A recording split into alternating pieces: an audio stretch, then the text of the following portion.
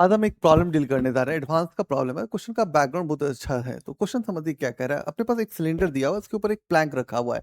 इसने बोला किसी भी कॉन्टैक्ट पॉइंट पे स्लिपिंग नहीं देखना है, मतलब नो स्लिपिंग का केस है।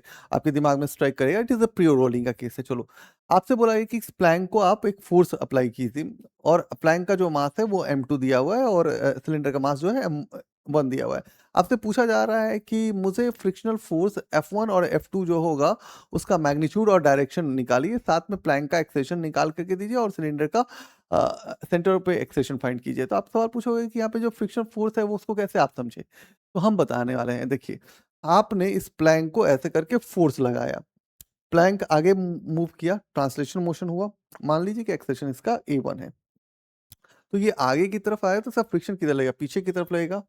तो सिलेंडर के सरफेस पे फ्रिक्शन किधर लगेगा? क्योंकि ये एक्शन हो गया तो सिलेंडर के सरफेस पे रिएक्शन लगेगा, आगे की तरफ लगेगा।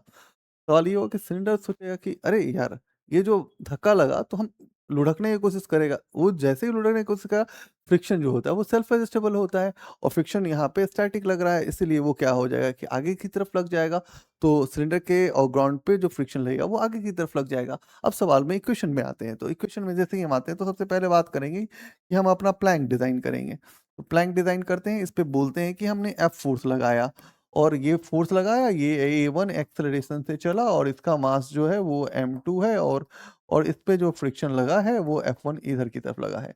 आप बोलोगे कि ठीक है, आप जनरल इक्वेशन पे आ जाइए। तो force minus friction force F1 m1 sorry इसका मास तो m2 है तो m2 और यहाँ पे हो गया m1 A1। ठीक है, तो आप क्या लिखोगे यहाँ से F1 equal to force minus m2 A1 और इसको इक्वेशन 1 मान लेते हैं।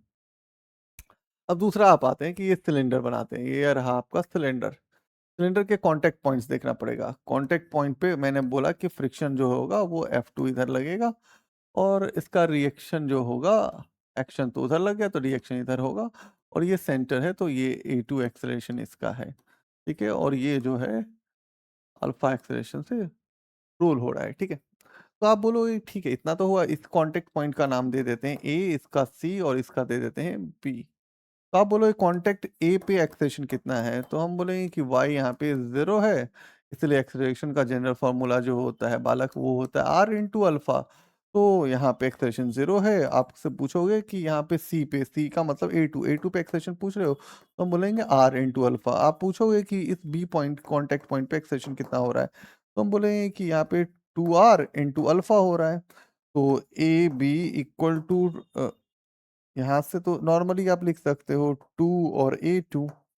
तो यहाँ पे जो एक्सेलरेशन है वो बेसिकली क्या है, A1 इक्वल टू क्या हो रहा है 2A2 कॉन्टैक्ट पॉइंट पे, इस कॉन्टैक्ट पॉइंट पे। ठीक है? इस कॉन्टैक्ट पॉइंट पे 0 हो रहा है, यहाँ पे क्या हो रहा है A1 इक्वल टू 2A2 हो रहा है। चलो, आपने बोला कि चलो आपने बहुत अच्छे से ये आइडिया लगा दिया। अब आप बताओ कि यहाँ से फ्रिक्शन को का इक्वेशन लिखोगे न्यूटन का सेकंड लॉ। तो F1 plus F2 equal to m2, sorry इसका मास कितना है m1 है। ए यार इसका मास लिखो पहले, m1 और m1 और A2। ठीक है, इसको मान लेते हैं सेकंड इक्वेशन। तो चलो ठीक है, यहाँ से दो आइडिया लग गया। ठीक है, कोई बात नहीं, बहुत अच्छा। अब हम यहाँ से टॉर्क लिखना चाहते हैं। तो टॉर्क इक्वल टू क्या होगा बताओ? टॉर्क इक्वल टू होता है sir I into alpha. ICM कर लेते, ठीक है। तो torque force, friction force F1 R minus F2R equal to 1/2 m R square into alpha. तो R कॉमन ले लेते हैं तो ये हो जाएगा F1 माइनस F2। ठीक है, और इधर भी 2 कर लेते हैं और इधर हो जाएगा m, इसका 1 है, मास है ना, मास है तो m1 R स्क्वायर अल्फा। ठीक है, यहाँ से ये और ये मर गया तो अल्फा इक्वल टू क्या बचा 2 F1 माइनस F2 और इधर बचा बालक M1 और R। तो मेरे को पता है कि ये बचा, तो मेरे को पता है कि A2 equal to basically formula क्या निकालते हैं, R इंटू अल्फा। तो A2 इक्वल टू R तो कट जाएगा तो बचेगा क्या, F1 माइनस F2 और इधर तो आपका 2 है ठीक है, आर कट गया तो बचा डिवाइड में क्या बचा, डिवाइड में बचा m1। ठीक है, तो a2 इक्वल टू क्या हो जाएगा, 2f1 माइनस f2 डिवाइड में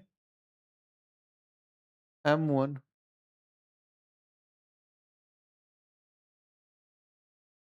एक काम तो आ गया। हम्म, ठीक है। अब आप सोचिए थोड़ा सा यहाँ पे इक्वेशन पे आइए, क्योंकि ये तो पूरा इक्वेशन का खेल दिख रहा है बाबा। तो यहाँ से देखते हैं, यहाँ से देखो, यहाँ क्या है, m1 a2 इक्वल टू क्या हो जाएगा, 2f1 माइनस 2f2। यहाँ डाल दे जी, चलो डाल दिया जाए, f1 plus f2 equal to 2f1 minus 2f2। तो ये कितना हो जाएगा, 3f2 इक्वल टू f1। इसीलिए f2 इक्वल टू क्या हो जाएगा, 1/3f1। ठीक है, इतना काम कर लिया, और कुछ सोचना है बाबा? जितना चीज है सब सोच लेना है फिजिक्स में, इतना तो दिमाग के अंदर का इनबिल्ट रहना चाहिए। तो ठीक है, आपको एक्सलेरेशन फाइंड करना है, ठीक है जी।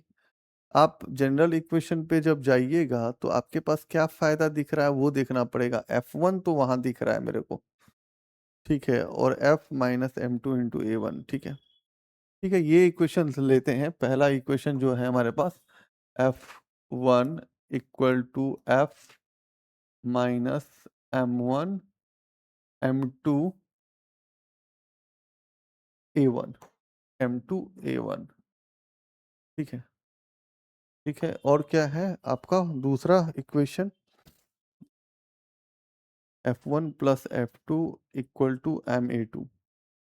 ठीक है, और यहाँ से काम कर सकते हैं, हाँ, यहाँ है F1 प्लस F2।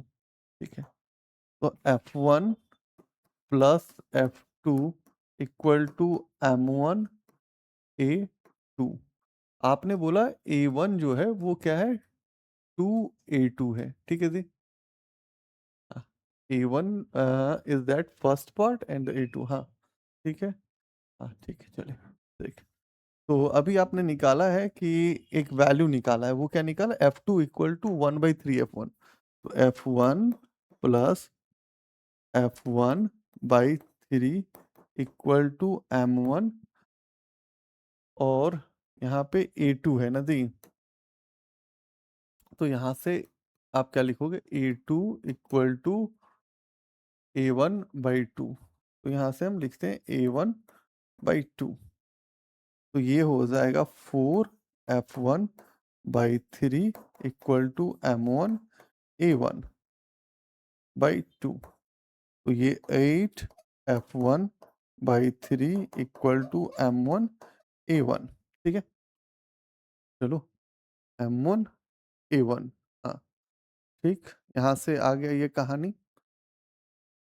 ठीक है, ओके, चले, तो इसको क्या लिख सकते हैं, 3M1A1 इक्वल टू 8f1। इसीलिए F1 equal to 3 M1 A1/8। अब पहला इक्वेशन देखिए, F1, जैसे पहला इक्वेशन क्या निकाला गया है, F minus F1 equal to M2 A1। तो F तो छोड़ दीजिए, F1 की जगह क्या लिखिएगा, 3M1A1/8 इक्वल टू M2 और यहाँ A1। तो F इक्वल टू क्या हो जाएगा, M2A1 plus 3M1A1/8। F equal to 8M2A1, और यहाँ हो जाएगा 3M1A1, और यहाँ 8 कर लेते हैं। इसीलिए A1 इक्वल टू क्या हो जाएगा, 8F डिवाइड में 8M2 प्लस 3 m1। तो एक्सेलरेशन a1 निकल गया ना। फ्रिक्शन चाहिए तेरे को ना। तो F1 इक्वल टू 3 m1। ठीक है। और कितना है A1। A1 की जगह कितना है 8 F।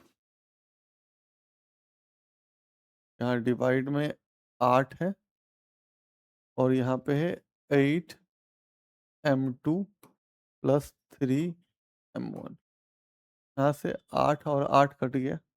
तो F1 इक्वल टू कितना बचेगा 3 m1 और F डिवाइड में क्या बचेगा 8 m2 प्लस 3 m1।